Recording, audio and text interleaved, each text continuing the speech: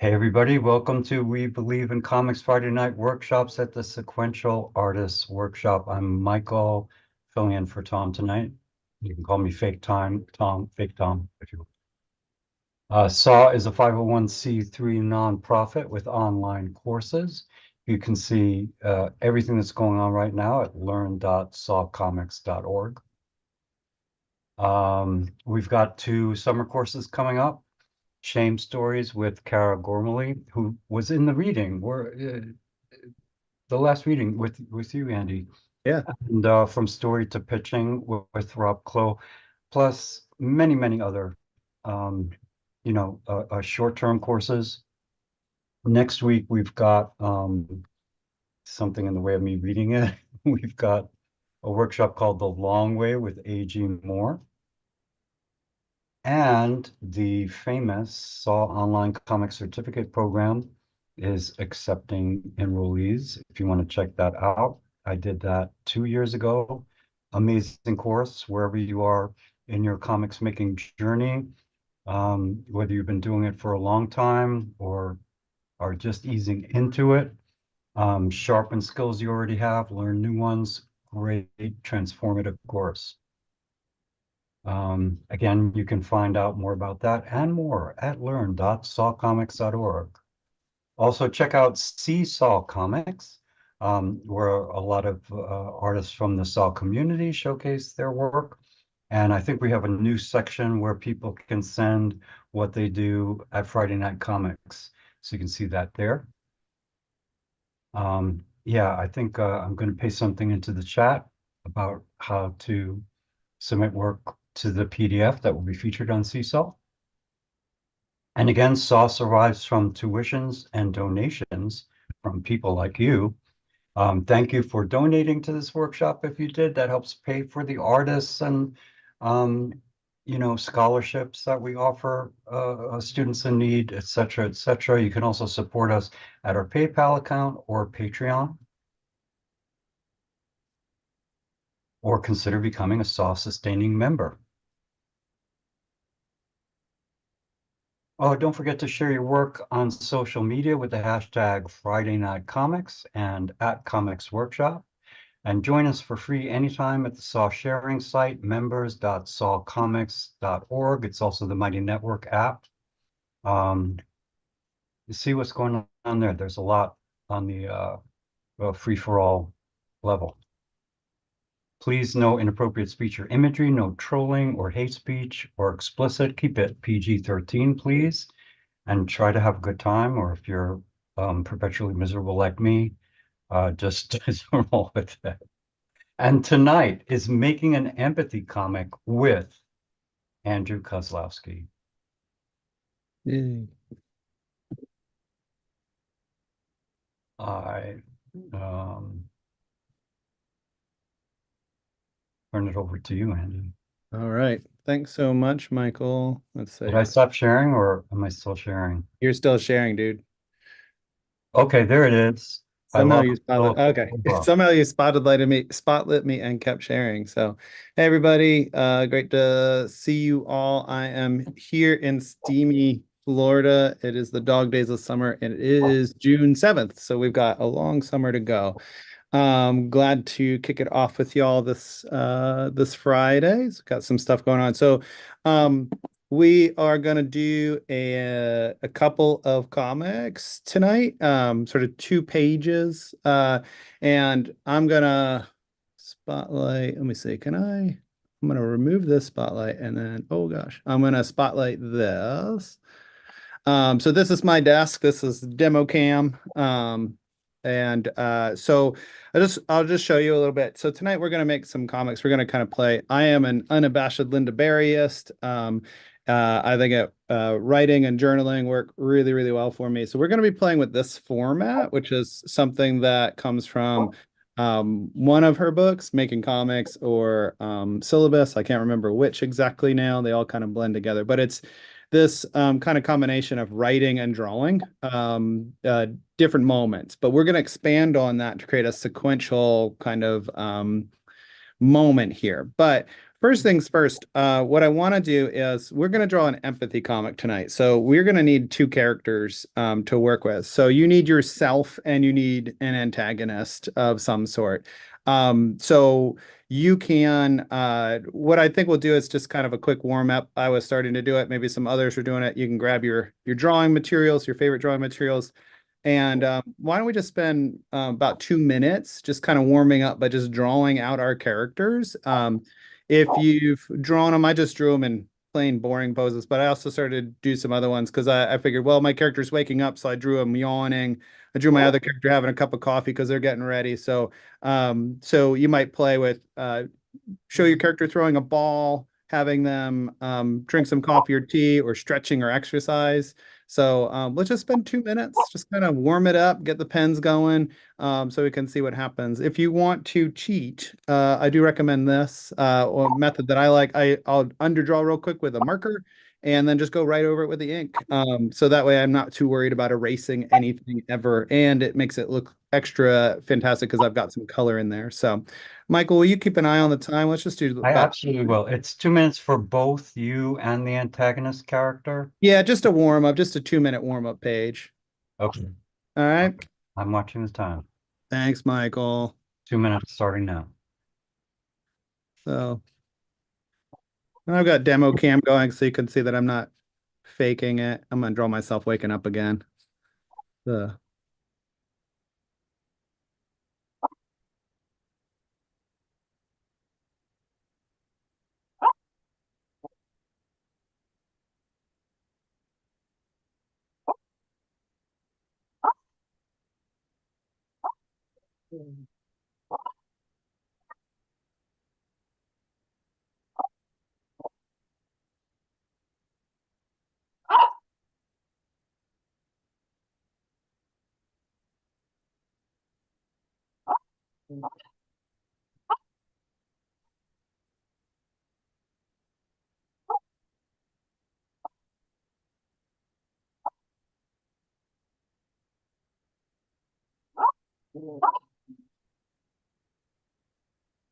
We've got 1 minute left.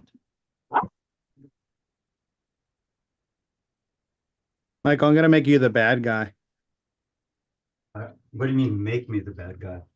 Well, I don't mean like in my comic. I just mean tonight. I'd be like, oh man, 1 minute, Michael, come on. That's hardly enough time to draw anything. No, I mean, I'm routinely the villain. That's okay. I just was sketching myself waking up, and I either look like I'm like folded into a Pop Tart and screaming in terror, or just waking up in terror. Which, yeah, I guess that's fine, right? That's a thing That's how I wake up too. every day, right? Yeah. So hopefully you all just kind of toyed around, just got some ideas going, just got your pen going. So just making a warm up. Yeah. Any tips on picking a good antagonist for this kind of exercise? No, I'll explain what mine is. So I'm gonna do my comic about a student. So I've done this before. And my student here, uh, because to protect the guilty parties, I have this, I've come up with this sort of amalgamation student. So with these kind of things, it can be good to kind of, you don't always have to draw them exactly. So if you want to be specific, you certainly can, but you really just need another character. Oh, somebody have their mic on? Check your I, mics, everybody. I do. If are you hearing a barky little dog? Yeah, is that Yeah, you? that's me. Are you barking? No, it's my little deaf dog. And Angie's out of the house. There's nothing I can do. Oh, okay. I apologize. No problem. Uh we got that done. So, okay, cool. So we've just got our characters. Again, in terms of building an antagonist, you'll see as you kind of do your story, and you can deviate from your little just warm up if you like, as you want. But here's what I want you to do. We're gonna flip to a new page. And what we're gonna do is I'll kind of explain what's going on as we're working. And you can set up your page like this. It does help. So I'm gonna draw a big rectangle like this. like to draw so I can see the whole border.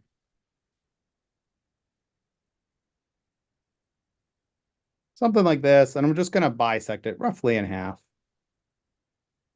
just like this. So I've got just like two big rectangles on a page. And what I'm going to do is I'm going to ask you to go ahead and start by drawing a spiral. You can draw your spiral anywhere you like. I usually like to draw it in the middle of the page. So the spiral is just this activity that you can do while I'm talking, and I'm kind of explaining what's going on, and you can listen. It's a really great sort of distraction tool. It's the other thing it does is it kind of warms us up and tells us, hey, we're about to get some work going. So time to kind of pay attention. The rule with the spiral is that you want to draw it as tight as you can without the lines touching each other. If they touch, you would imagine that you were like playing the game Operation and you get a little zzz, little jolt. So as you get your page set up, what we're going to do is we're going to do a little bit of writing and a little bit of drawing. And then we're going to expand that into two longer pages of story. But first things first, we need to kind of let our imaginations go a little bit, let our minds wander. So what we're going to do tonight, we're going to create some empathy comics. And so, what I want you to do as you're drawing your spiral out, I want you to kind of be thinking of something that happened. It could be recent or it could be something from way long ago. But I want you to think about some, we'll say, minor inconveniences or some sort of frustrating interaction that you had with someone. So sometimes, like I said, for me, I'm a teacher and I have lots of interactions with my students. And yes, most of them are fantastic, but I will tell you that even the best ones, um, they have their days, just like I have my days, right? So what I want you to do is kind of think about, an interaction, a moment. Now, this could be something at work, with a coworker or a colleague. It could be something, maybe it's, a weird interaction with that barista when you were getting your coffee the other day, or maybe it's something that happened while you were driving, right? So here's some groundwork. It should be between you and someone else, not just sort of a general shaking your fist at the sky kind of grievance, right? You need somebody else to interact with. And the other thing I want you to do is, yes, there is a lot of turmoil in the world. You could go there, but I would recommend, because we only have a short workshop tonight, to stick to something that feels familiar, something small, the little pebble in your shoe kind of thing. You can expand this out to larger topics for sure, but I think for tonight, it's good to kind of play around with something that's, like I said, kind of a minor inconvenience. It leaves us a lot of avenues in terms of something humorous or something ridiculous, or just something to kind of play around with. So those would be my two pieces of advice. Keep it kind of small, keep it kind of localized, and keep it with at least one other person, right? So I'll let you just kind of think about that. See if you can kind of let a couple come up in the next 30 seconds or so. And we're just thinking about this, Andy, or are we actually starting to write? You just have to think about them right now. So, Michael, give us about 20 more seconds of spiral time.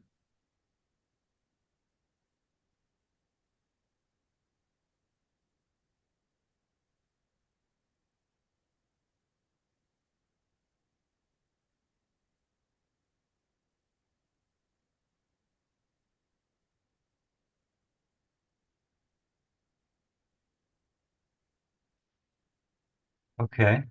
All right. So, what I want you to do now is we'll give you about 30 seconds, about a minute tops. What I want you to do is I want you to make a little list in one of your boxes. Doesn't really matter if it's top or bottom, but I want you to put your top five or bottom five little minor annoyances. Try to think about 5 to maybe 9 of them. I don't know. It depends on how your week was, but just go ahead and it doesn't have to make sense to anybody but you, right? But just Very writing simple. down whatever comes to mind, whatever you were thinking about.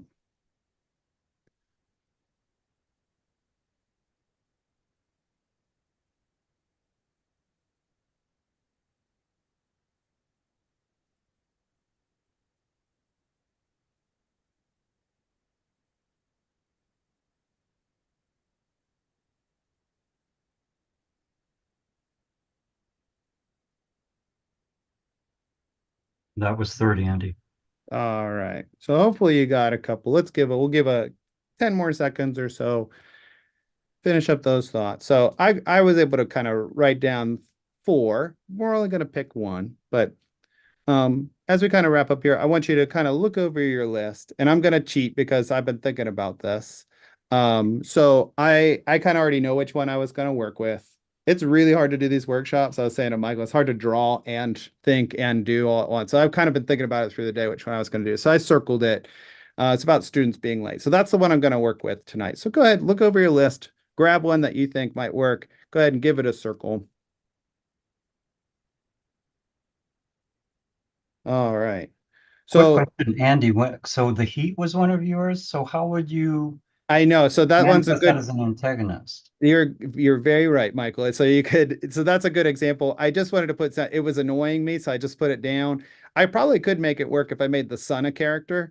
But I just don't feel like doing I like that's a good example of something that may work or may not work. But if y'all want to play with that, you certainly could. But yeah, good job. Good eyeballs, Michael. Gold star.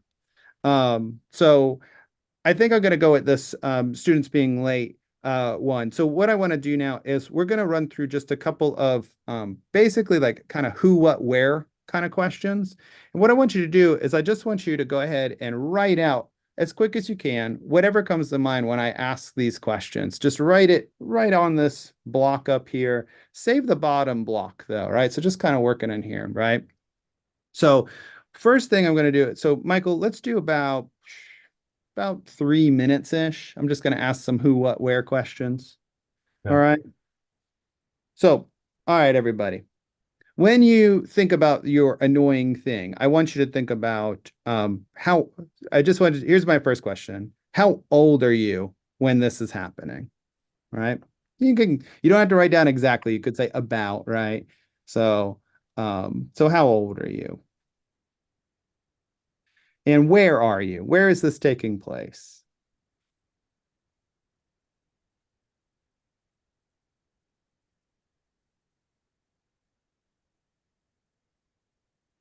Um, About what time of day was it when this thing happened? You could say all day if you want to.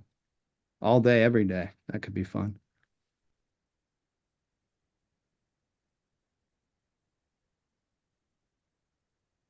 Um, let's see. Let's see. Who would let's say what was happening like an hour before that moment, give or take, roughly. Like what were you doing?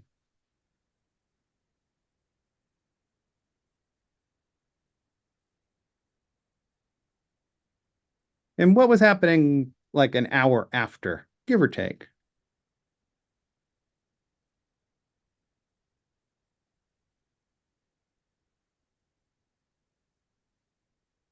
What was something you were wearing? Best guess.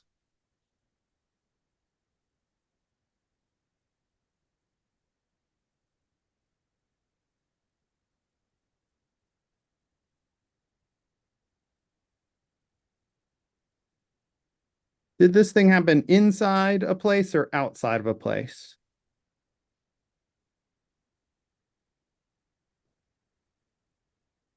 And if there was a color that you could see when you close your eyes, what color would you see? Sorry, that's my auto light in my office.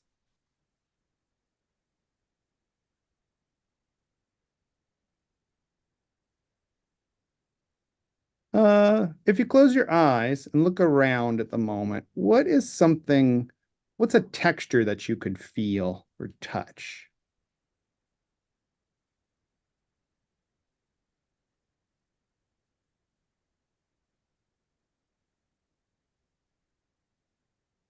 And what's a noise you might have heard?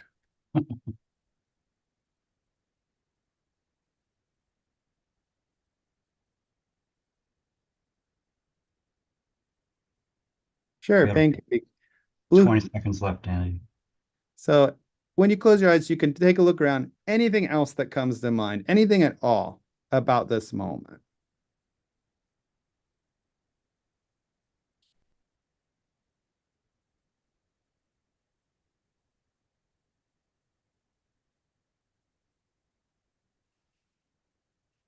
That's time. All right, great. So what I want you to do down in the bottom here is I want you to go ahead and we're gonna we're gonna go ahead and write this moment as if it's happening right now. So we're gonna start with the phrase I am, and then you're gonna fill in the blank. So Michael, why don't you give us about 3 minutes-ish on this? And Okay. so the idea is that you're just gonna write it as if it is happening right at this moment. So I'm gonna start with the phrase I am standing in my classroom, right? So everybody go ahead, let that moment just come out.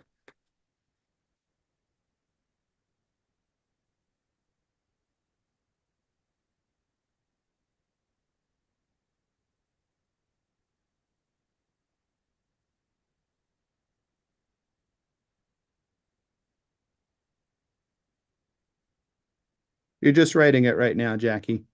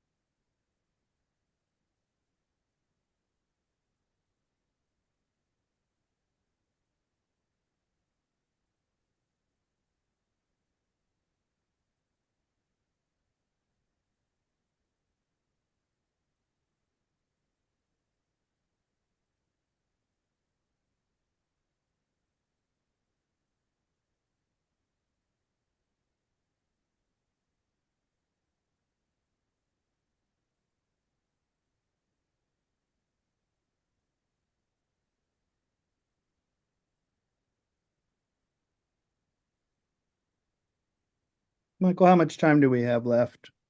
We have 11 seconds, Andy. Wrap them up, everybody.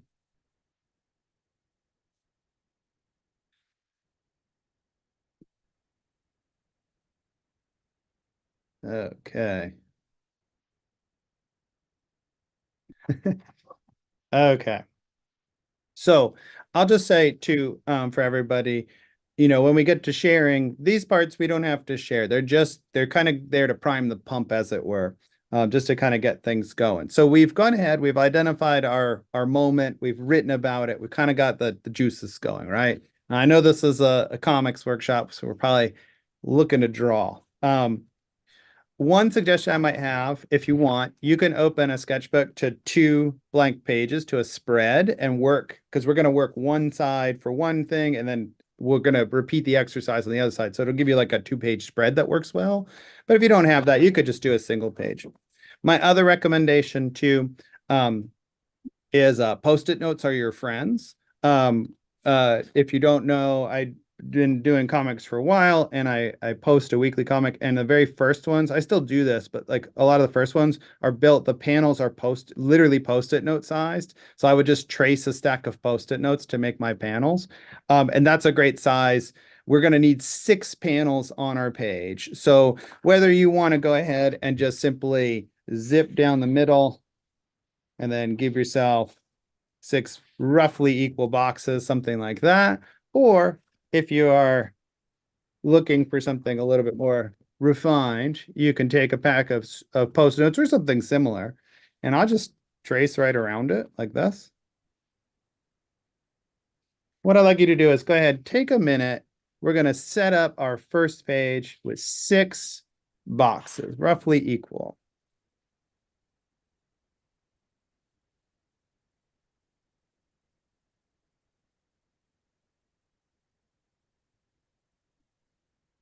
Finally starting to look like a comic.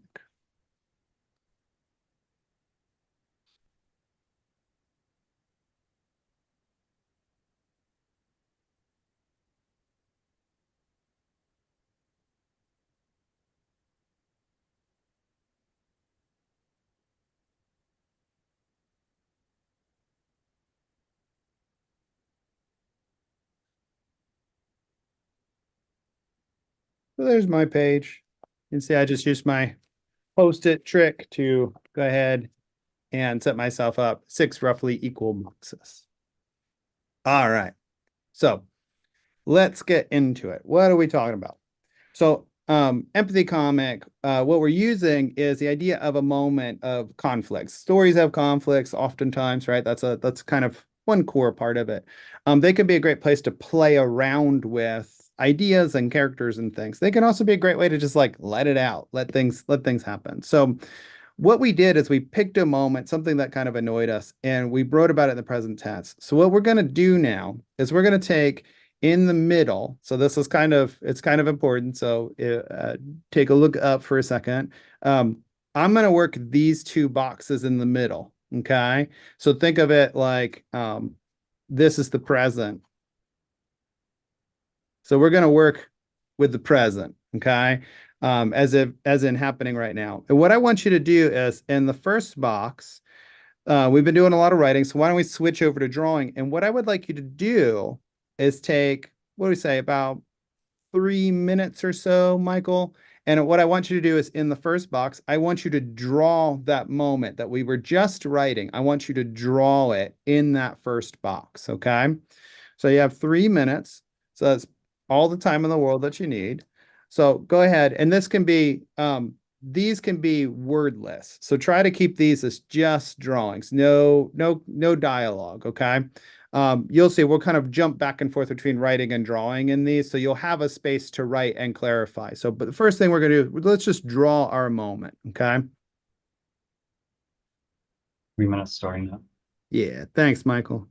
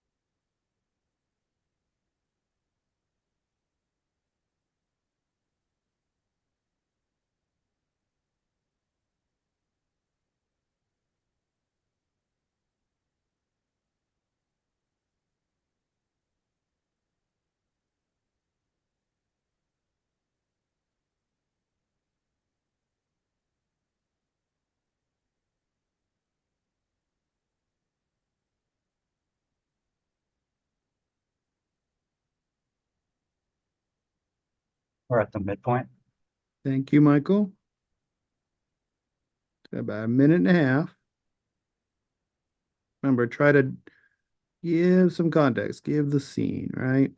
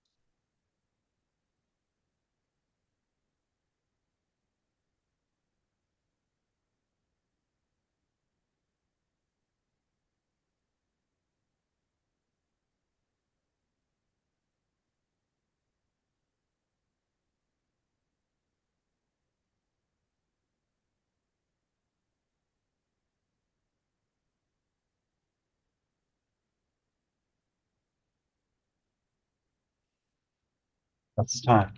All right.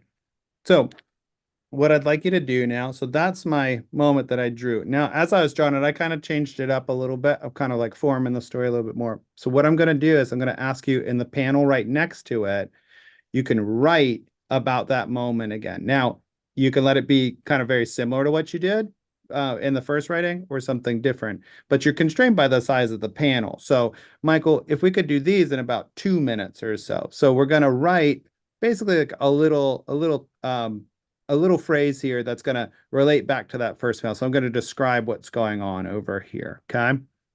Right. So 2 minutes. just Start about now. 2 minutes. Yep. Thanks, Michael.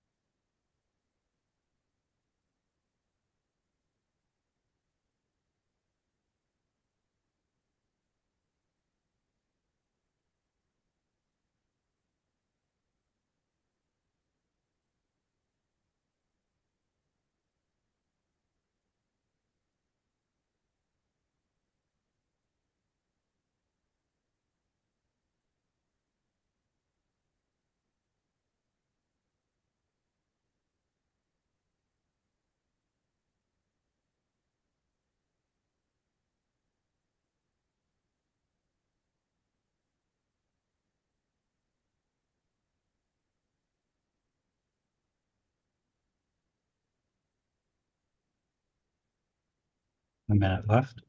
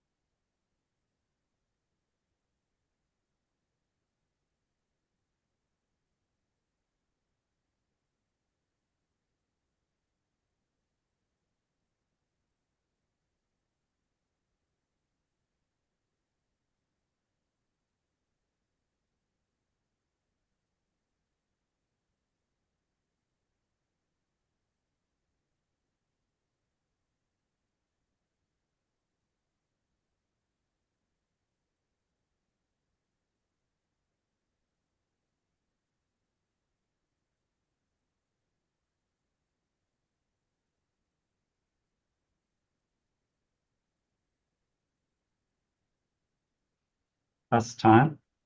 All right. So I'm gonna just show you. I'll put it on here. I'm using some post-it notes because I thought it might be helpful to kind of show this. All right. So what we've done is we've gone ahead and established the present. So this is the moment of the thing, like that interaction or that annoyance, right?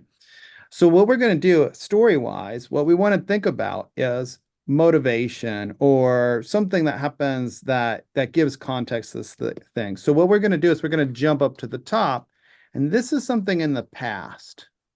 So I'll tell you, I'll just kind of help you along a little bit in terms of what I'm doing. So again, I'm working with being in class, and I've had students. I'm kind of amalgamating some students that have the sort of perennial late students. And so what I'm doing is I've written the moment out. I'm furious. It's 9:45 and name redacted is late again. Everyone else is here. Everyone else is working. I'm going to have to catch name redacted up on all of this. Worst part is they never seem to care. So that's my moment. Okay.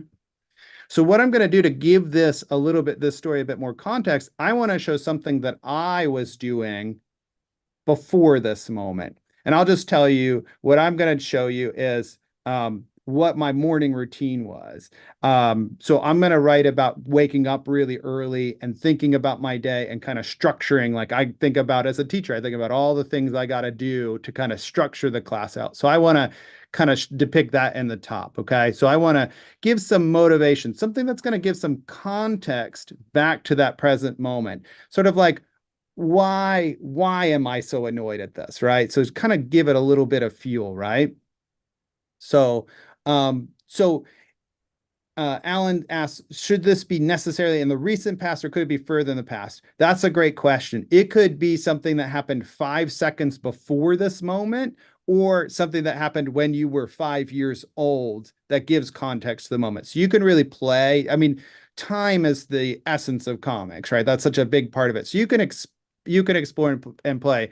I'll give you like for mine, it happens about 4 hours before. So that's kind of where I'm thinking. So you can play with that. That's a really great question, Alan. But whatever you kind of want to use that gives context. Now, up here, so I as far as the format goes, you can do this any way you like, but I'll show you a format that works really cool. You'll see what happens when we get the whole page. This panel is a draw panel. This panel is a write panel.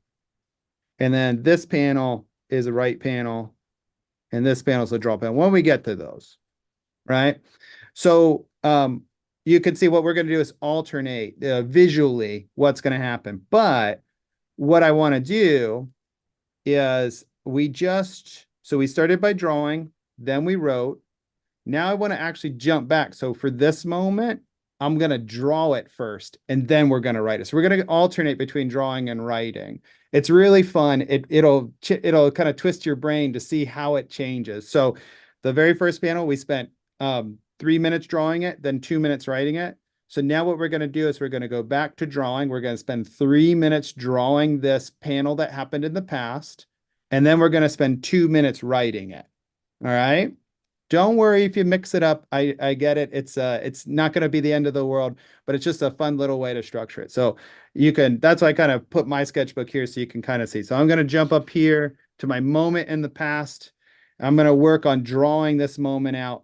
Michael's going to give us 3 minutes. We're going to draw it. And hopefully I've vamped long enough that you have some idea in your head as to what you want to draw in that panel. Okay. So, everybody ready? We're going to go ahead and start our drawing. Michael, give us about 3 minutes. All right. Thank Start you. now. Do you want to hear the midpoint or just 1 to 3 minutes? I think that's really helpful for me. So Okay. yeah, do what's helpful for me, Michael. It helps me too. So Yeah, appreciate it. Thanks, Michael.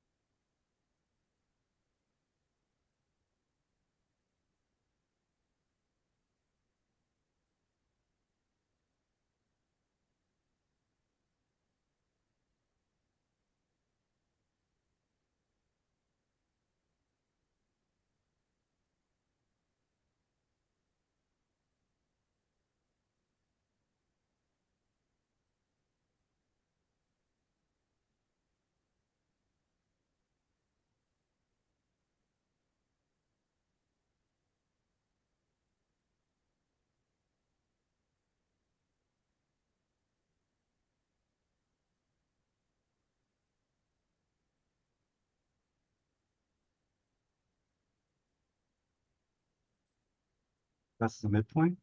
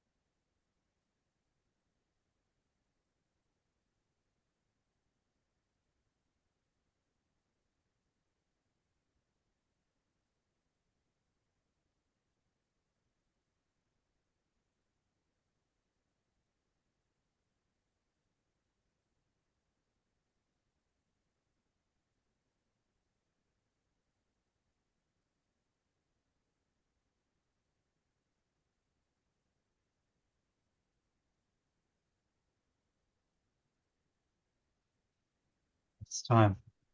Okay, great.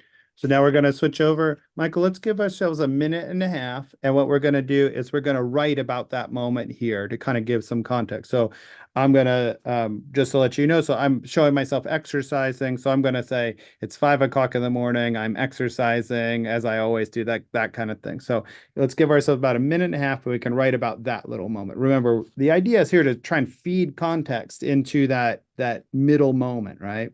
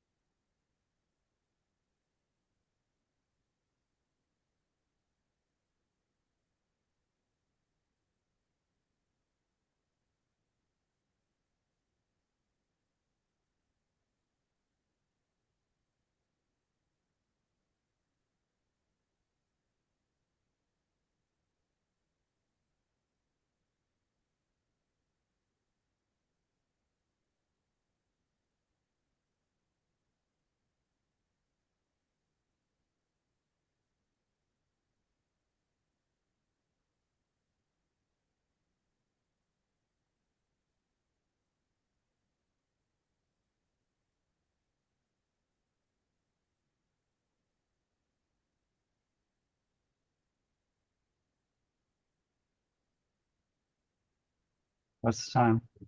Cool. All right, everybody. So we're gonna drop down. Hopefully, you're getting the rhythm here. Michael, I'm just keeping an eye on the time. We might pick up just a little bit on some of these. We'll see if we can keep them going. So we just wrote. So now we're gonna drop down to the bottom. So this is what we would consider to be the future. It happens after our moment. So what we've got to think about is what happens after this? What is something that is spurred on by that moment? What is the next thing that comes next? And again, to Alan's great question, this could be something that happens 10 seconds after the moment, could be something that happens later that night. We think about George Costanza thinking up his great line about the jerk store, right? Something that plagues him. Maybe it's the next day or 10 years from then. But what we're going to do is we're going to give ourselves about, let's say, 2.5 minutes, and we're going to draw what comes next in our story after the moment, right?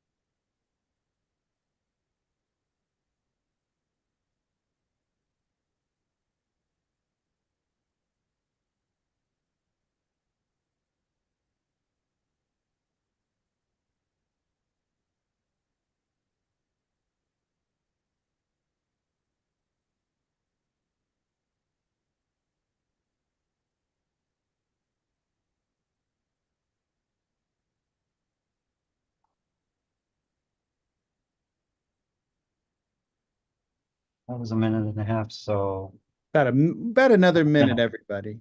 Thanks, Okay. Michael. All right.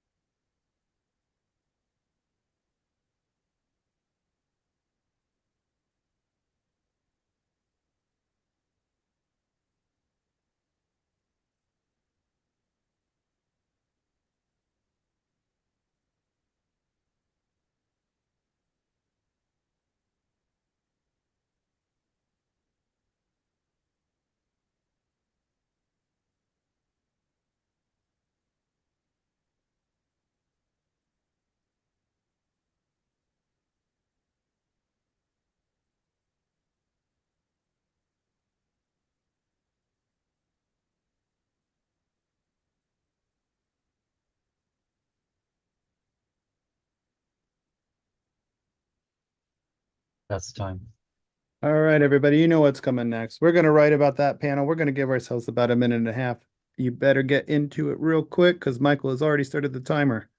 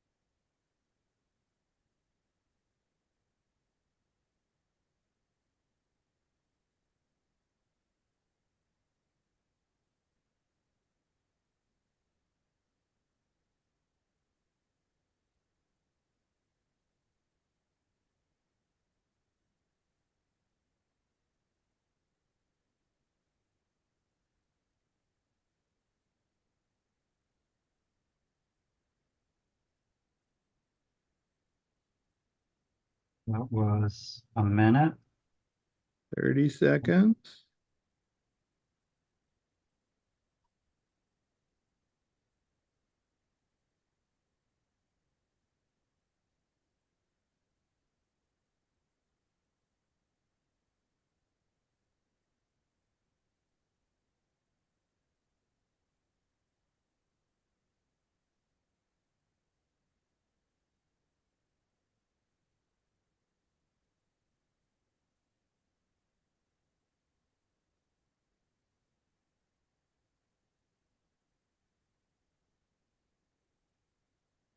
Okay, That's 30 seconds. great. So look at you. You brilliant people, you've gone ahead and accomplished an entire page so far, and we are halfway done. So I'm looking at the time, and what we're going to do is we're going to do another page in the same way, right? So I'm going to set mine up. I'll put my post-its here just so you can see as I'm doing it. I went ahead and created 6 post-its. And I'm going to alternate the setup just so I get some visual difference on these 2 pages. This is what I was saying. If you want to do it as a spread, I'm going to start like, so this side starts with writing. So this side will start with drawing. The process is all going to be the same. So go ahead and set up your page, get your 6 panels going. Right. So I'll just put it out here so you can see. So again, I'm just tracing around my post-it notes. So I've got them pre-done.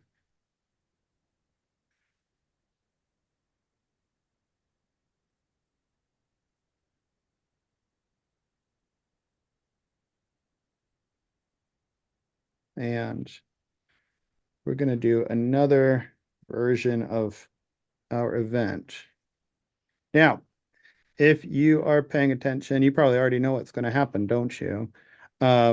Because this is called making an empathy comic. So one of the things that we can do in a story is remind ourselves that characters make choices based on their motivations, and then they deal with the consequences of those choices. Now, the thing about that is that it doesn't matter if it is the hero or the villain, the protagonist or the antagonist. Good villains make choices. So we're going to think about the phrase, the idea, I can understand how you got there, even if I don't agree with you. That's where we're going with our idea of empathy. So how does that play out? We're going to redo the story from the point of view of your antagonist. So in my case, it's going to be the story from the point of view of my student. So what I'm going to do is I'm going to start in the present tense, and I'm going to riff off of this particular moment that I already drew, right? So here's my point of view to the whole thing. What's their point of view to the whole thing? What was happening to them? So thinking about it as what's happening in their life, what's going on there. So first things first, let's start in the present. Well, then we'll do the same thing. We'll work to the past and then we'll work to the future. So let's experiment with thinking about this interaction between not just yourself and someone else, but between two different characters who have different motivations. What's going on in their idea? So, all right. So what we're going to do is we're going to start by drawing our moment, and then we'll write it, and then we'll draw, and then we'll write. We'll kind of alternate through. So it's 7:53. So we want to maybe do this in about a total of 10 to 12 minutes. So that's not going to give us a ton of time, but everybody knows what's going on now. So let's see. Uh, so you can, Jen, ask, are we drawing the same exact scene or switching it around to feature the villain? Yeah, so remember, the idea is start with this. This is going to be the connecting point, the present tense where the meeting happens, where that moment, that interaction happens. That's where we're going to start in terms of our antagonist, right? So start with their point of view of their interaction. So I'm starting with my student. You might start with the barista who's pouring your coffee, or the telemarketer who's on the other end of the phone. Remember, they're a human being too, right? So we're going to start with their interaction. What do you think they thought at this moment? All right. So let's start there, right? So let's begin by doing a drawing. Let's try 2 minutes-ish a panel. So what I want to do is we know where the pacing is, we know what we need to do. So Michael, will you give us like a heads up, which is sort of 2 minutes, and then we'll move, and then 2 minutes we'll move. That'll Yeah. cap us at about 12 minutes, and we'll get to that. So Okay. all right, so let's get going. So I'm going to draw that moment. So I'm drawing the moment from my student's point of view now.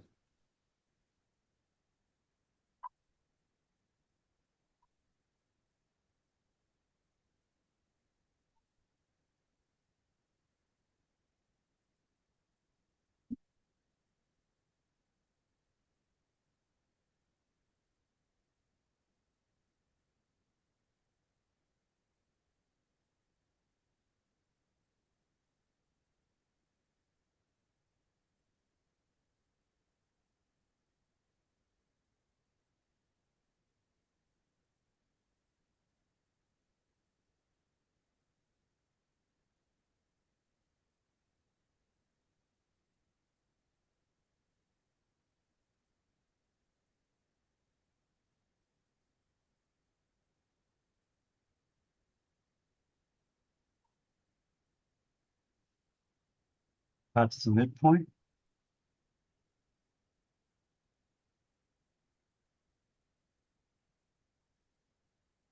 No problem for us. We are experts. We've got this under control.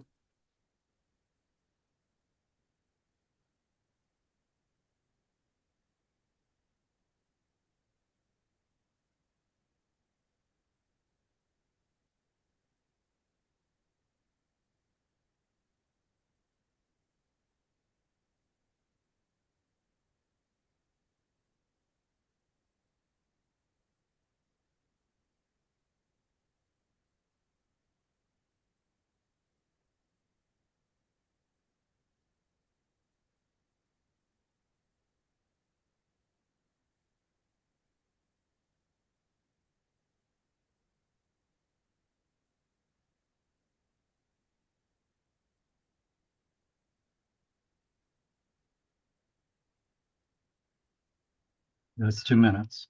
All right, let's jump to the writing part. So you're going to write it in the tense of that person is active. So that person, you can start with the I am if you want, but you are speaking for them. Like you're taking them on as a character. They are not a different person. You're inhabiting them. So you got to think that they are now your first person view, right? So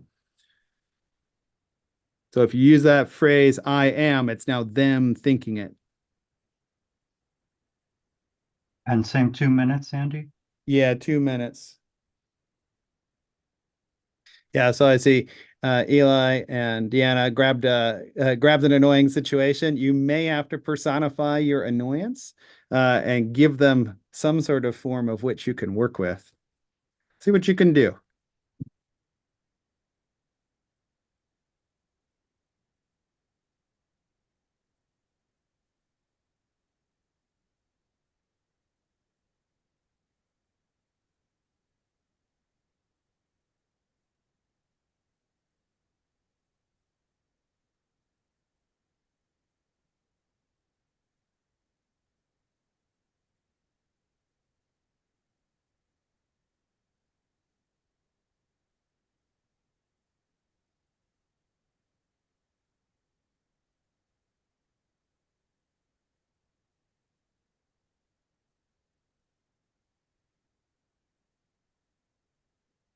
That's the midpoint.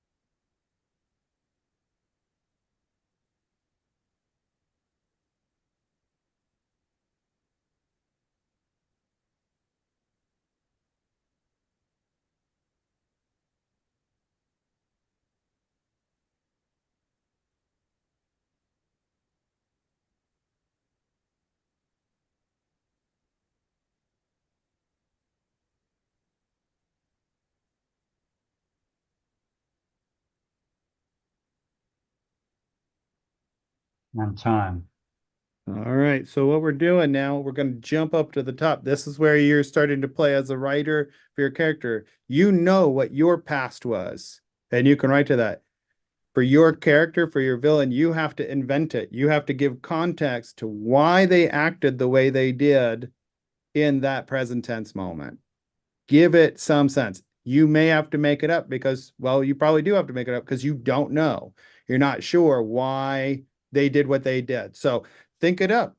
Give them a reason. Invent it for them. You're a storyteller. All right. So here we go. We got about a minute and a half to draw this because I was blabbing. My students will probably tell you that if you don't just start working while I'm talking, you'll never get anything done because I won't stop talking. So if you know where we're headed, you can keep on going.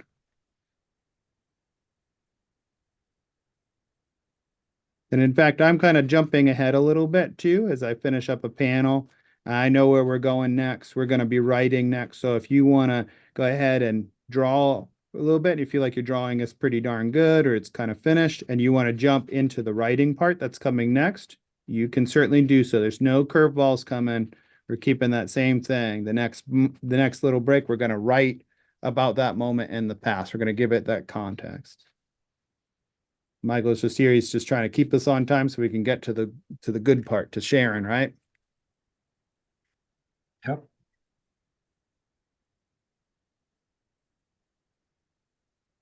That's the midpoint on that.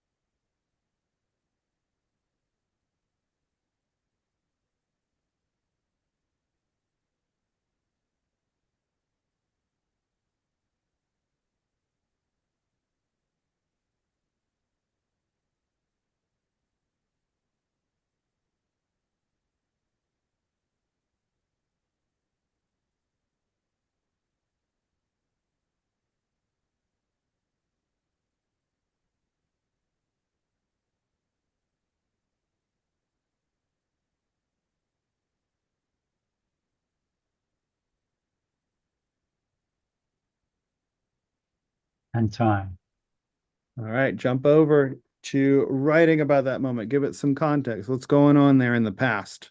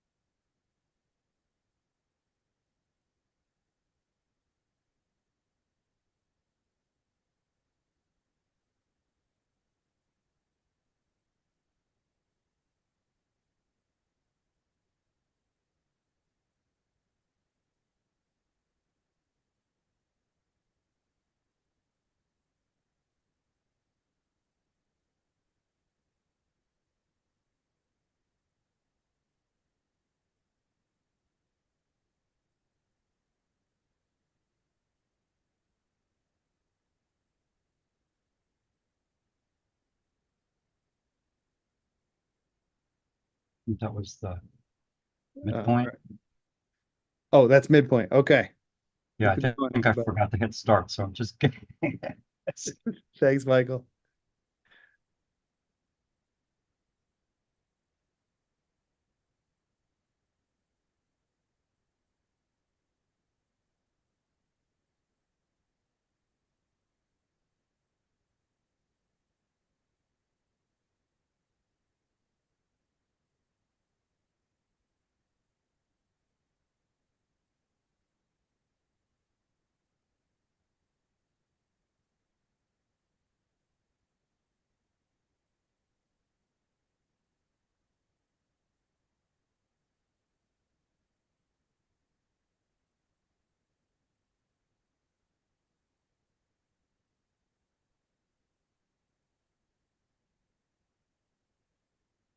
And that's time.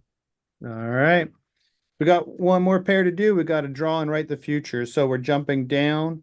Now we're kind of figuring out, well, what happened after the moment? What, from that person's point of view, what happens? What's the resolution? What happened 5 minutes later, 10 minutes later, an hour later? Where are they left? So go ahead and start with your drawing.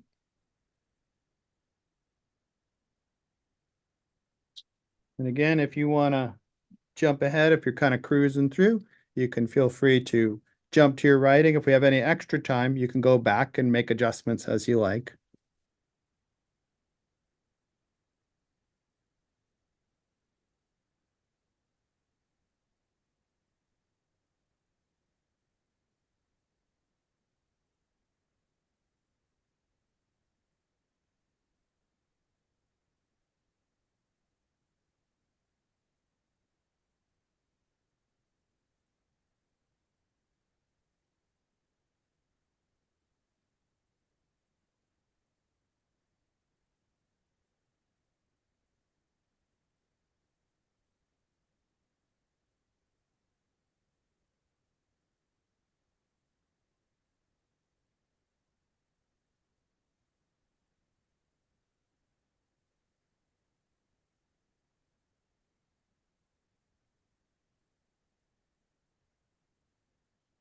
That's the midpoint.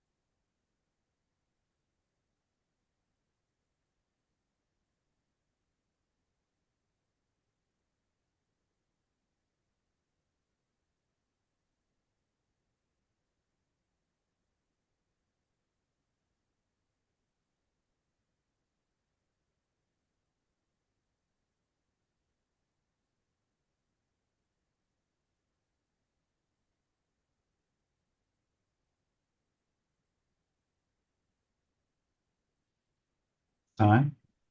All right, one more writing. You know what to do.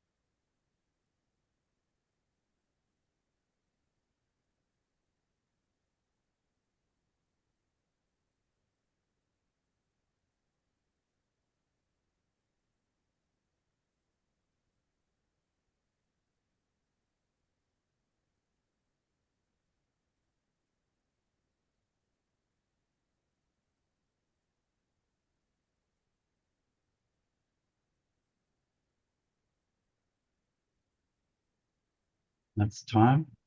I mean, midpoint. Is it midpoint or time? It was midpoint. Okay. 1 more minute to finish One the more work. minute. Wrap them up. A short minute.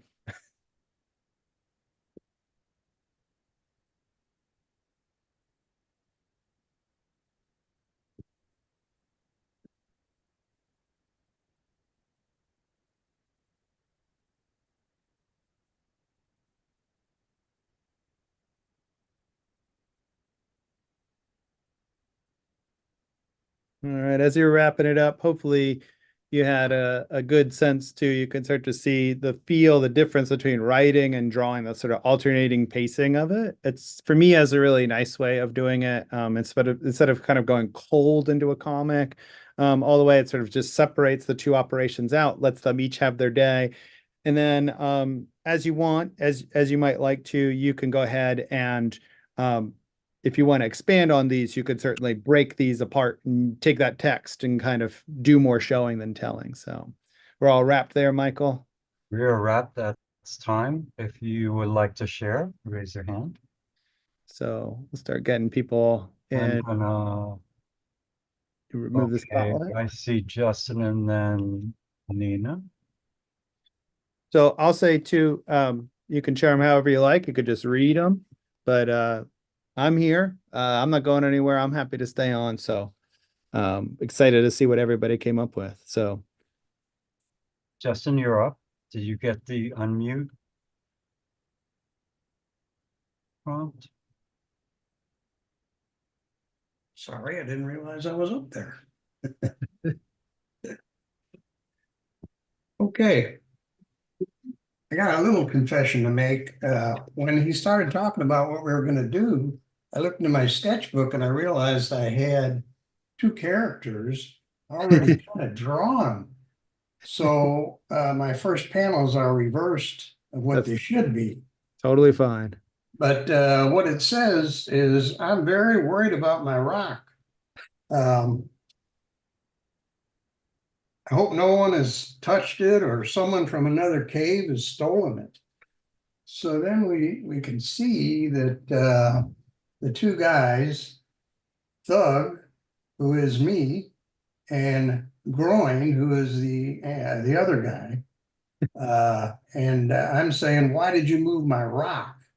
We go down to the next panel, and that one says, well, he's looking for the rock, where is it? And then what it says is, where's my rock? It was right here. It's gone. So he's at that point, he's lost the rock. And in the bottom panels, first thing he says is, here's what happens if you take my rock. Conk. So then we go to the other side.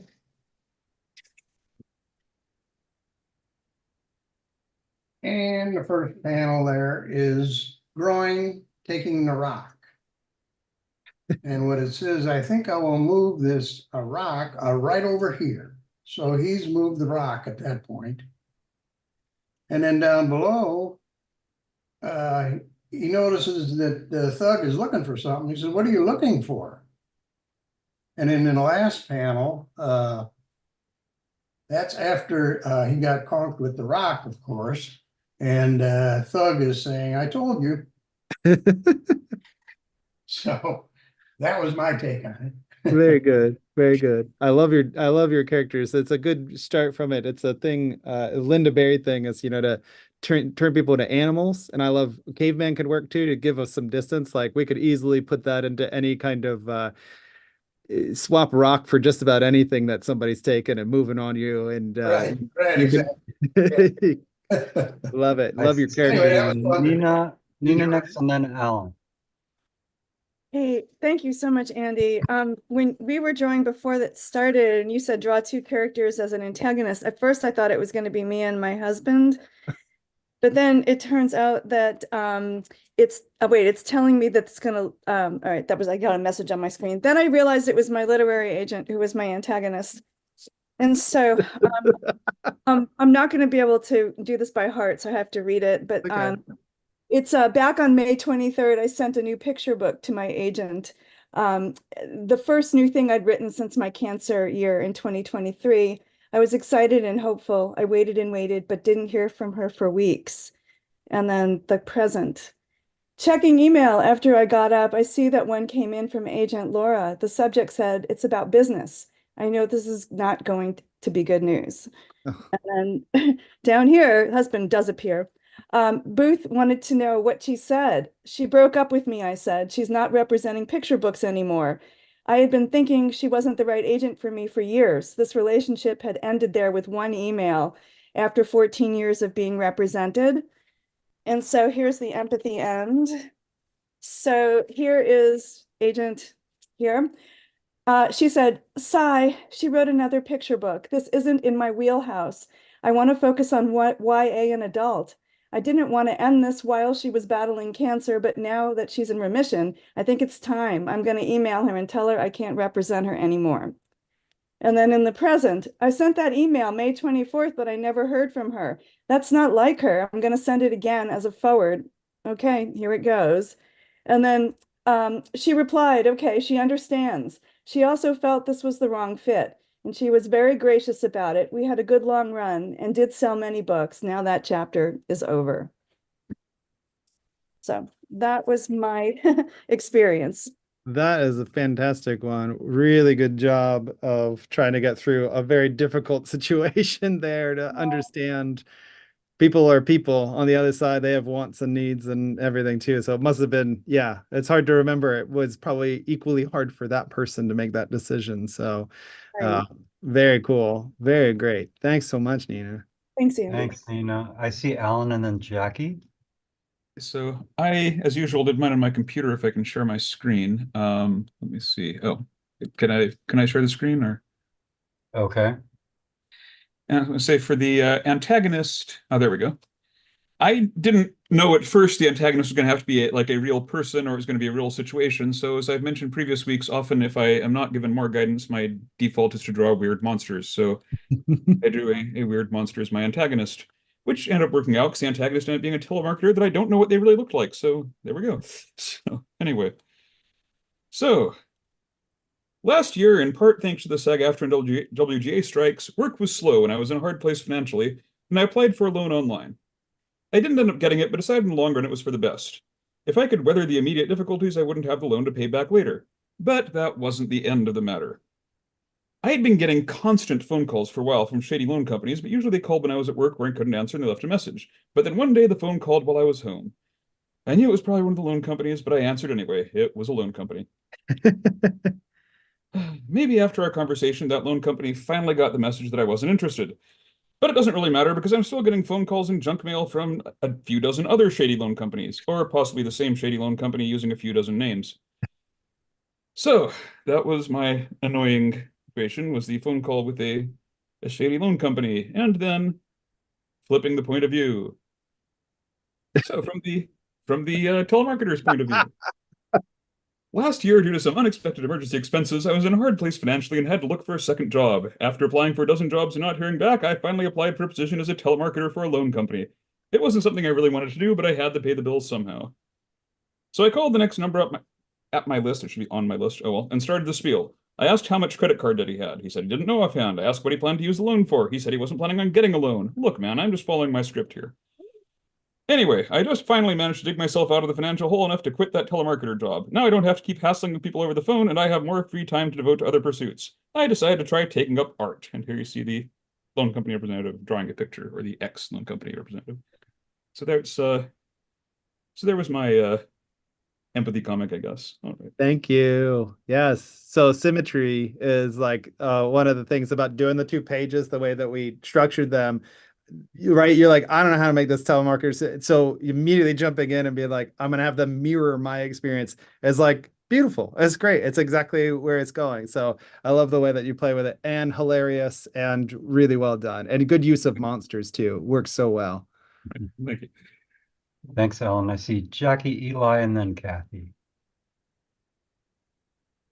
This is just, I thought that, my instant antagonist was going to be my 19-year-old developmentally disabled daughter who is on break from school, but didn't turn out to be that way. I can't really get into the relationship behind this because this is still kind of a secret, even though I'm 99% sure you don't know any of the people involved in this. But it was going to be a stretch time and money wise for us. But if July 4th is the time and the that Redacted and Redactus want us in Maine, I could make it happen. I'll just be kind of a drag to fly during the most expensive and crowded period of the summer. And that's me looking up airfares on the internet. I feel chumped. We arranged for vacation for an expensive, inconvenient time to accommodate him. And now he accommodate him, and now it's a non-issue. The worst part is that he never even gave us a thank you. And it's not that I cared that he quit his job. He's a grown-up man and he do whatever he wants, but he set this up in half. I went on a short rant about it, which dear hubby was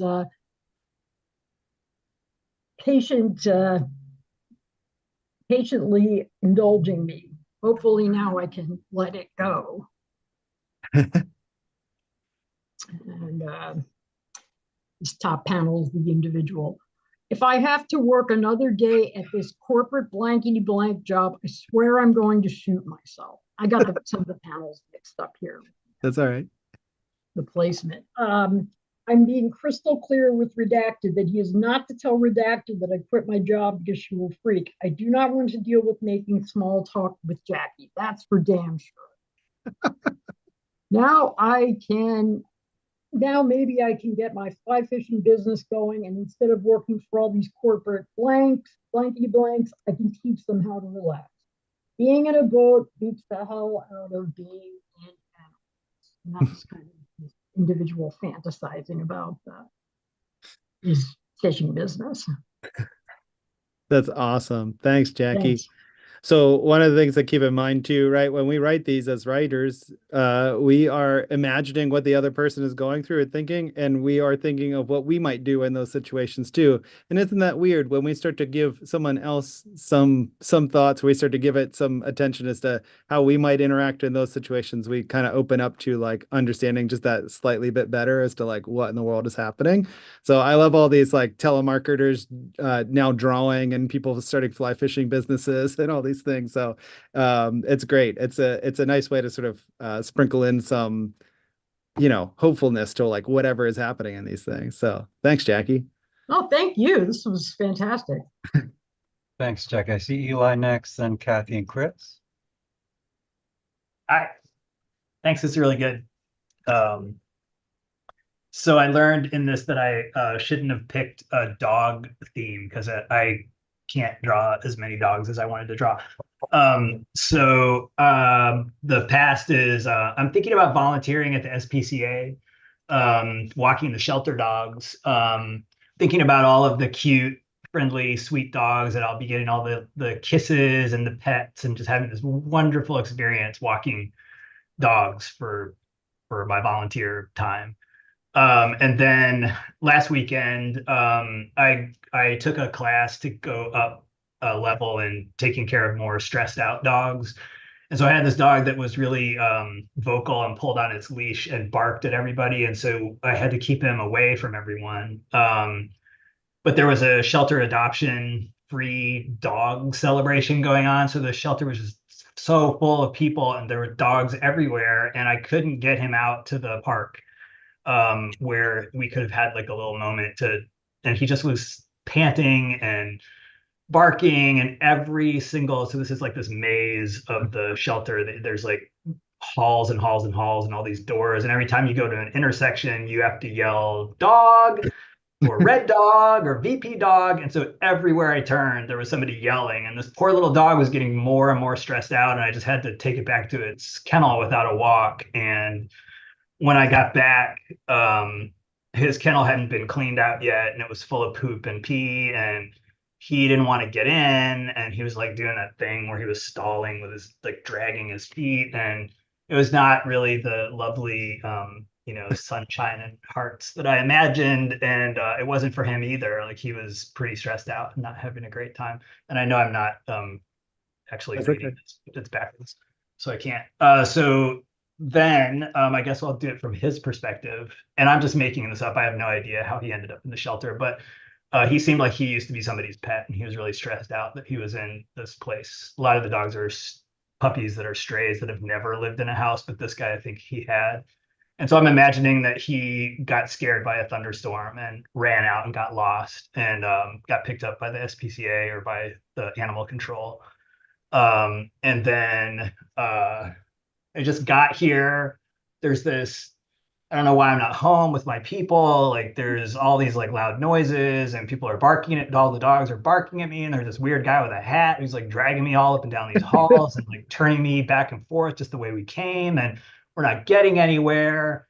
And so then he's back in his room, and he's like, this room stinks. And I wish that guy would just get out of here. And that my poop is in here. They hadn't cleaned it yet. It was kind of a bummer.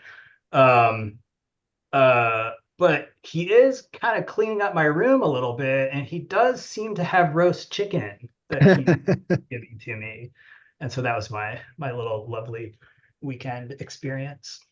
I love that you tried to pull it out at the end, try to give it some hope at the end. It was really A good. little uplift. I Yeah. love it. I love the imagination. Like it's so funny. You're like, well, I don't know what the dog was thinking. I would say I would hope not, because otherwise we need to put you to better uses if you can telepath with dogs. But you know, I love that, you know, it's a stretch as a writer, right? To just play with that thing. Like what do you think happened to that poor dog, right? Help them understand a little bit better. So really good job with that. Really fun. Yeah, thanks. Nice That's fun exercise. Thanks, Eli. We have Kathy up next, then Chris and Nikki. I'm on the same wavelength as Eli. And also same, hard to draw dogs. So mine is also dog themed. Everything is going great. 1.5 weeks in, and we are starting to feel like we have got this. What was everyone warning us about? Walks, going outside to do business, sleeping, playing. But after 3 days with no accidents, Harriet, aka Harry the puppy, pees on the carpet. I don't know if I can do this. Puppies are hard.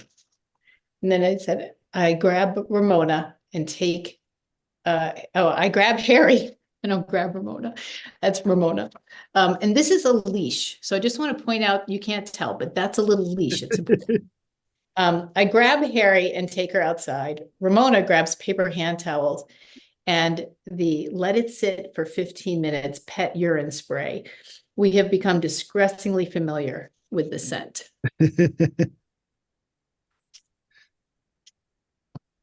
So then it says, this is from Harry's point of view.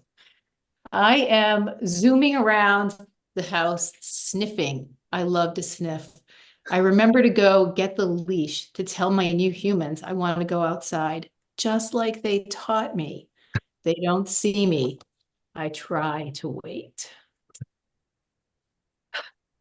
This feels so good. I am so very relieved. Blessed relief.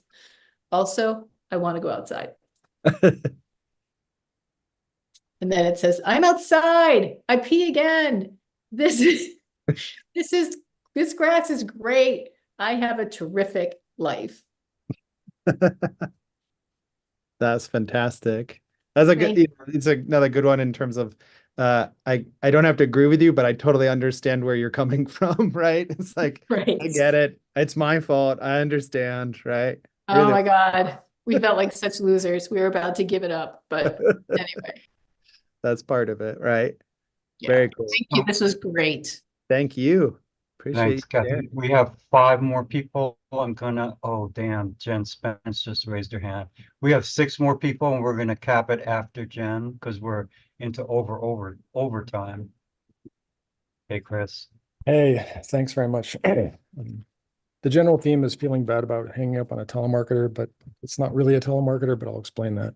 So I was talking to my 12-year-old son this morning because he's responsible for feeding the cats, and he took the last thing out of the box, but didn't do anything with the box. So I'm saying there's no empty box fairy. Like if you take the last thing out of a box, you got to do something about that. And then the phone rang. And so this panel says, I just hung up on a person representing a corporation I didn't want to talk to because they didn't say hello quick enough, and now I feel bad. So I was talking to him, the phone rang, it was a 1-800 or toll-free number, and I thought, oh, it's a telemarketer, I shouldn't pick it up. But I picked it up anyway, and they didn't quite say hello quick enough. So I was just putting the phone down when the person said, oh, we're calling from Signify Health. And I knew what it was, and I hung up anyway because I'd already made the decision to hang up. And then I felt bad, but then I had to remember later at work, I was sitting in my office and I had to remember that last time I was on the phone with this entity, they had kind of bullied me into making an appointment for my elderly parents that I don't have to make. And my wife kind of figured out what it was. And she said, you don't have to respond to them. You don't have to make this appointment. But I just felt bad. So I was remembering, like, don't feel bad. It's a corporation. You don't have to do this thing that you didn't want to do. You canceled the appointment yesterday, and that's why they were calling today. Anyway, so I was remembering my wife saying, you did the right thing. I did the right thing. She just said it again. So the telemarketer, this is her, she's just driving to work and she's like, oh, I love this song. It reminds me of the time when Jake and I used to play tennis in high school. And then, I'm hanging up on her and she's saying, hello, hello. I think that person just hung up on me, but good thing I don't care because I can just go to the name on the list because I do this all day long. And then after work, she's having drinks with Jake and saying, what is it? It was great meeting Jake for drinks after work, and I can't wait to swim at the YMCA tomorrow. So, I feel bad, but she doesn't care.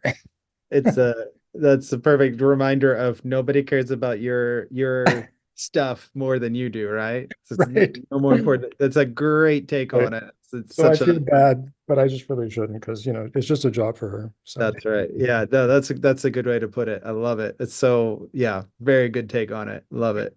thanks. Thanks so much, Chris. Nikki? Hey there. I didn't have a specific person in mind, but I have a situation where I get really annoyed when people are indecisive at restaurants and they can't decide what they want to eat. So, first panel, I just raced all the way to the Peaky Cafe on my bike, the 2 kilometers to the railway bridge, and then another 4 uphill to get there on time. No time for lunch, and I forgot my emergency trail mix. And so there's the waiter and there's my indecisive dining companion and my thoughts. Oh my God, just pick one. Fries? Sure, I love fries. Veggies and dip? No problem, much healthier. The waiter is turning to stone. I am starving. Come on. No, no, I will not choose for you. And then down at the bottom here, of course, the waiter was busy and gave up waiting. My friend apologizes, but by this point, I am about to pass out with starvation. So I had no sympathy. I actually had no idea why until you had me turn the tables. And there's the friend has just come from a tragic moment at her house. Barnaby had been sick, kidney failure, no teeth for so long, but if I'd known this morning would be his last, I would have canceled this coffee date. How am I supposed to be normal and social with a dead cat waiting in his basket? And then it goes on, choosing is a luxury, a privilege not to be rushed. She blows in here, sweaty and red-faced. If she turned around and embraced the green calm of the plants behind her, she'd live longer. This all looks so good, but then of course she's overwhelmed. I'm sorry, I can't pretend that I'm okay. I can't breathe through this and pretend it matters if we have fries or carrot sticks and dip, whatever, pick something, anything, enjoy. I've got to go. Let's do this again next week, shall we? No.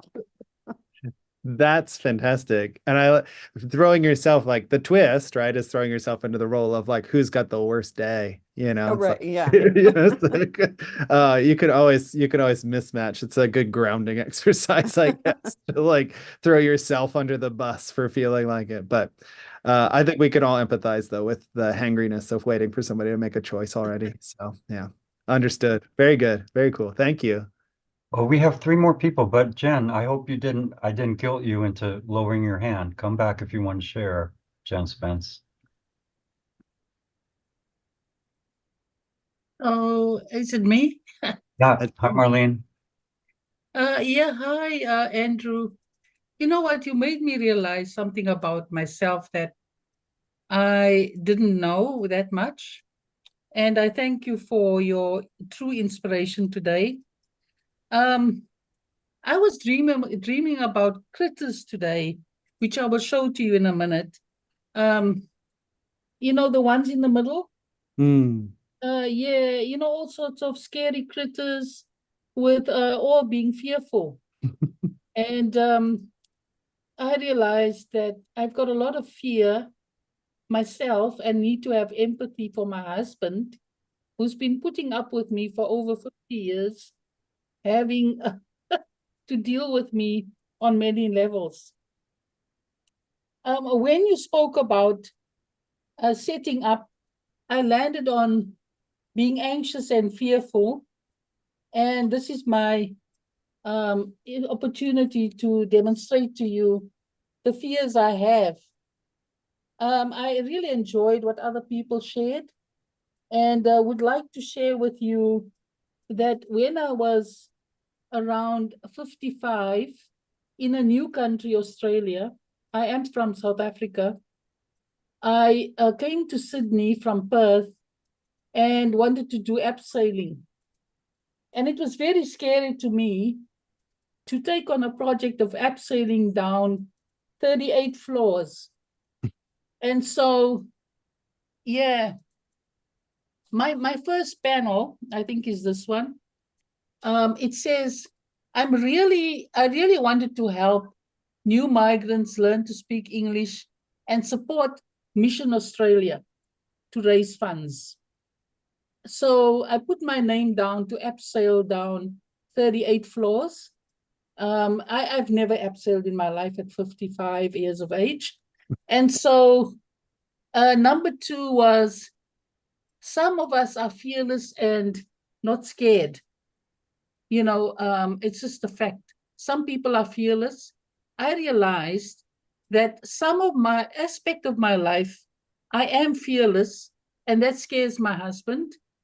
So much so that a few years ago, when I decided to abseil down 38 floors of one of the tallest hotels on the front of Sydney Harbour, really scared him. So I'm really the antagonist, and he is the protagonist in this comic, I guess.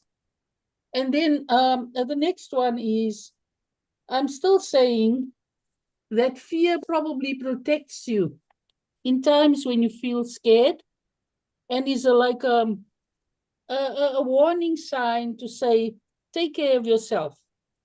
And so when I went down, abseiling down this hotel, with the boats far out in Middle Harbour, the wind was blowing furiously. I had to stand on the edge of 38 floors, look over the landscape of the harbour and take a deep breath and close my eyes and say to the instructor, is everything secure? He said to me, yes. And Andrew, my heart was throbbing out of my chest. I didn't know what to do. I saw some people in the building showing me the thumbs up, go down, it's okay. And I'm thinking, no, it's not. And so eventually I took the leap and went down, all floors. And what I told myself was, be with the fear and just do it. And so I I took a deep breath And I tell you, I think literally in 2 minutes, I went from maybe the 5th floor to the ground floor, all in one. I landed on my bottom, like the critters would, and I couldn't move. They had to resuscitate me. And what I learned from today's lesson is that sometimes I do things and don't consider my husband or my family. My daughter was in an 8th month of giving birth. My son-in-law couldn't witness this. He was much too scared. And you've given me the flip side of revealing to myself how egocentric I can be, and to a point of sometimes in my own little world, and see comics to make me see reality. I thank you very much for this opportunity. Oh yeah, of course. Thank you so much for sharing. That's great. Yeah, I think that's a good point. When I do a lot of autobio comics, it's easy to cast yourself in the role of always being right. And so this is a good way to remind yourself that, hey, we're not the only ones in the world, right? So very good. Thank you so much. Yeah. Thanks, Molly. Me. Hi, is it me? I'm sorry, I can't see I that. didn't get a chance to spotlight you before. Oh, okay. You are. Okay. Sorry. Sorry, I was a little, it says it's paused? No, we can see you. Yeah, you're good. Okay, okay, great. My day job's pace and the weather heated up this week. My hair has just gotten long enough to pull back again. Dodger leaps onto the back of my head, digs his beak into my ponytail and his claws into my scalp. I run to my husband's home office yelling, Dana, Dodger, no, Dana. I've known this bird 31 years and I won't hurt him. Can you scroll that a little bit? We can't see the bottom two. Oh, no. Oh, I'm Are you not. able to? Am I not looking at the same screen?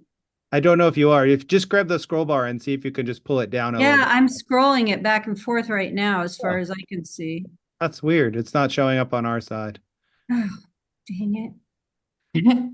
Try backing out and trying sharing again. Just real quick, Okay. see if that does it. Sorry. That's all right. We could see the first 4 panels. Yeah, first 4 panels look great. Just see if you can try sharing it Okay. again. And I have to open it first, right? Yeah. Okay. And it says, oh, okay. It's working.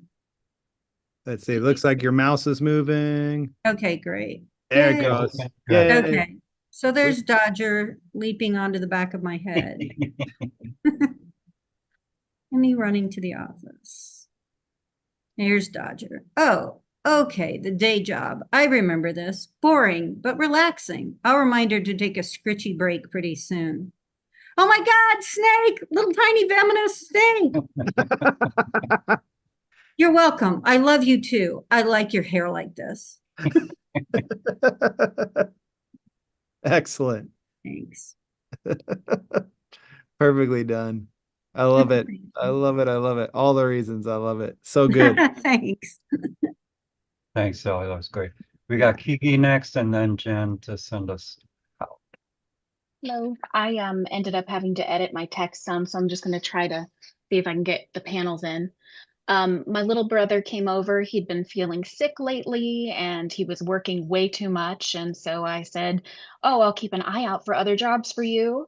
And then I'm on the phone with him and I'm like, hey, there's a car place hiring. You love cars so much. Maybe this is an opportunity for you to make more money on commission and you can sit. And he didn't take it well and he got angry and he's like, well, I'm up for management and I've made $6 more since I started and da da da da da da da. And he was very upset. And then another day he comes over and he's like, man, you know, I had to pay so many medical bills lately and I still am working too much. I'm still sick. I should probably try to get a desk job. You know, I think I might work for a car place. And so that was my annoyance and it made me go very angry and feral. And then I went and looked at it from his perspective. And I have him at the doctor and the doctor's like, hey, your stomach pain, buddy, that could be an ulcer. You need to get a scan.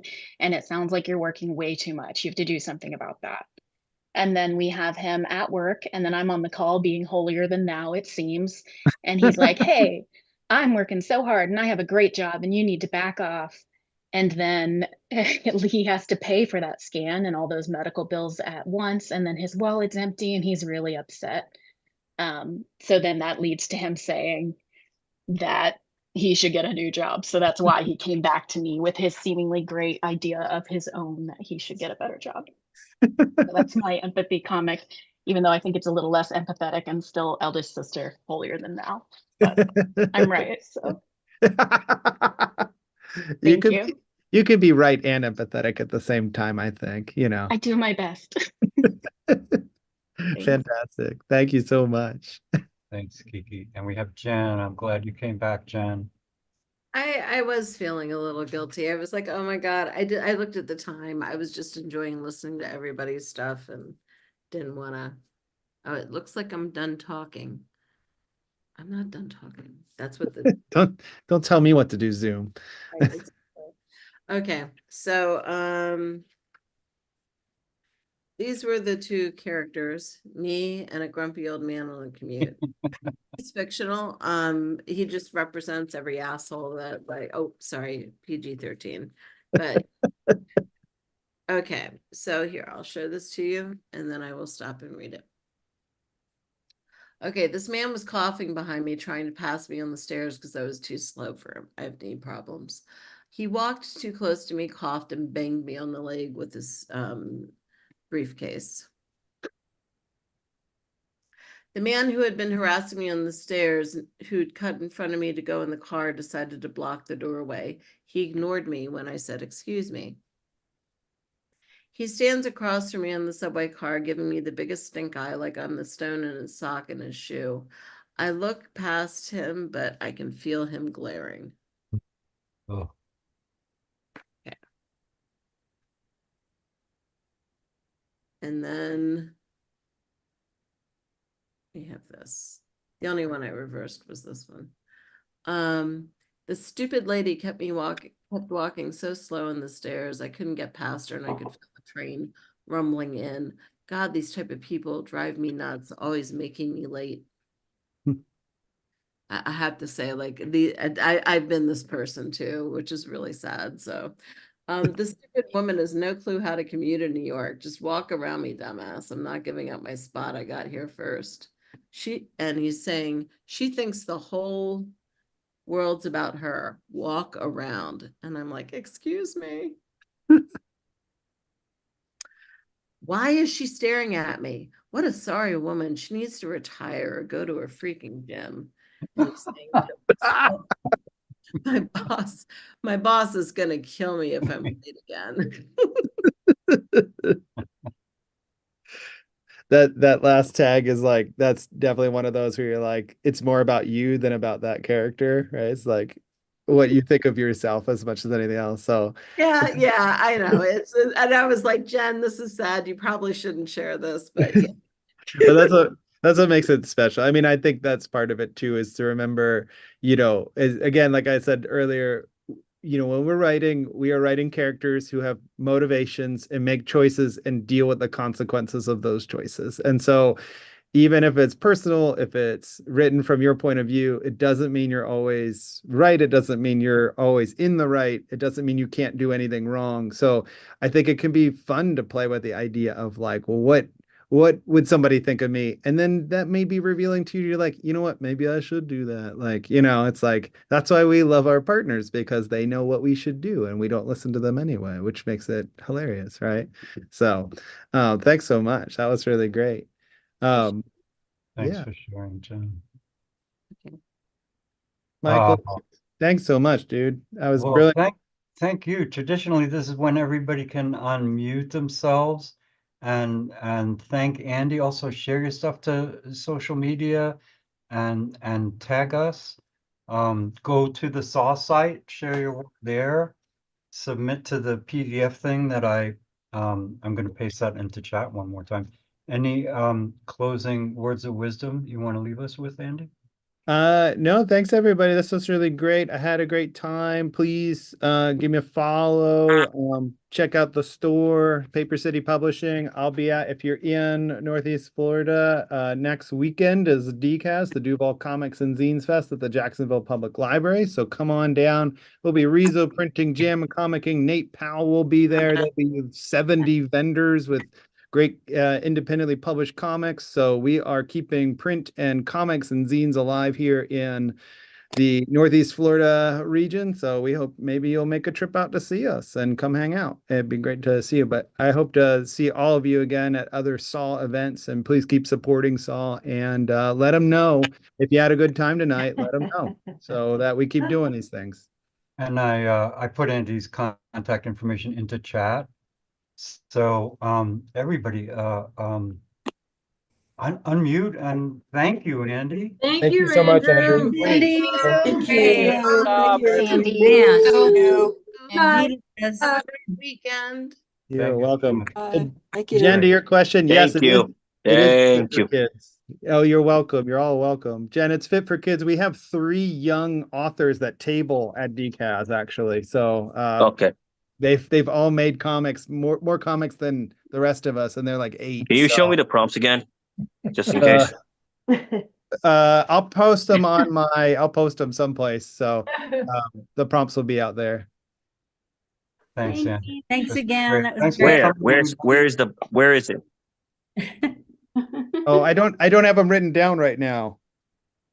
But there'll be a replay, right, Michael? Yeah, you can find the whole thing on YouTube. You can watch it. We were live streaming as it was happening.